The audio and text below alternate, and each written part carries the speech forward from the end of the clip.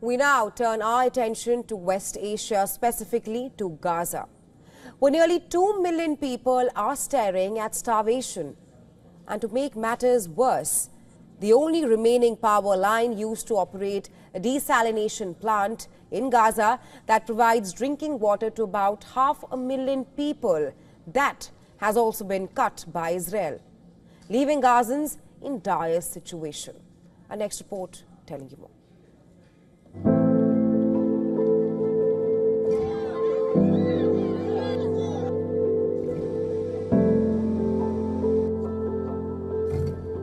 Forced shutdowns, no electricity, no aid. Gazans have gone 10 days without food, fuel, medical supplies and cooking gas. Israel has imposed starvation on the people of Gaza.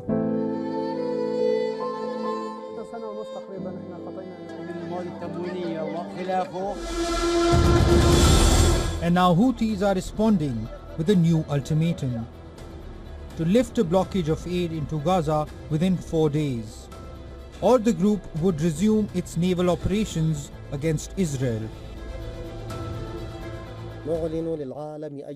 We declare to the whole world that we will give a 4-day ultimatum. This ultimatum period for the mediators in their efforts. If the Israeli enemy continues after the 4 days to prevent the entry of aid into the Gaza Strip, and continues the complete closure of the crossings and the prevention of the entry of food and medicine into the Gaza Strip, then we will return to resuming our naval operations against the Israeli enemy. Our speech is very clear, and we confront the siege with the siege. The Houthis conducted more than 100 attacks on shipping from November 2023 in solidarity with Palestinians over the war in Gaza. Over that period, the Houthis sank at least 2 vessels and seized another. The attacks disrupted global shipping routes, forcing countries to reroute to longer and more expensive journeys around southern Africa.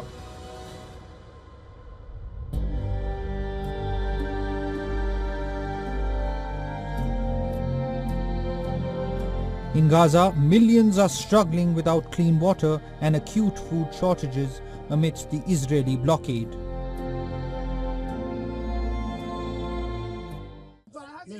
We can only get 1 bag of bread. The borders are closed and everywhere is closed. What shall we do?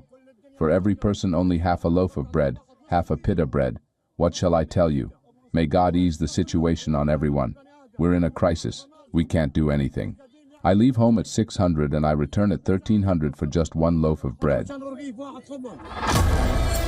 Earlier this month, Israel imposed a total blockade on all goods entering the enclave, demanding that Hamas free the remaining hostages. Now, Israel's energy minister, Eli Cohen, has instructed Israel's electric corporation not to sell electricity to Gaza, making the situation worse in the besieged strip. It effectively means that a desalination plant can no longer function properly, with Palestinian authorities warning that without clean water, an environmental and health disaster looms.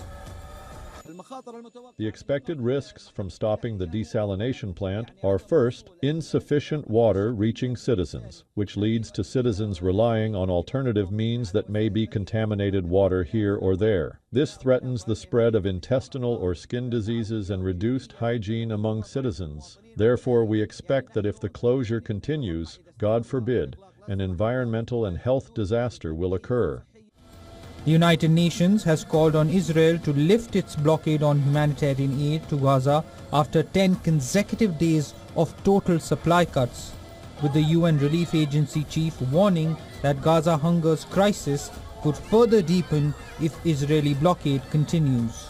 I think the more we go ahead, the more we will see the impact increasing on the population, and obviously the risk after one is that we go back to situation we experienced months ago about deepening hunger in the Gaza Strip. With negotiators gathering in Doha, all eyes are on the ceasefire's more difficult second phase. Hamas wants the withdrawal of Israeli forces and a lasting peace, while Israel and the US seek the release of the remaining hostages. Hamas is believed to have 24 living hostages and the bodies of 35 others.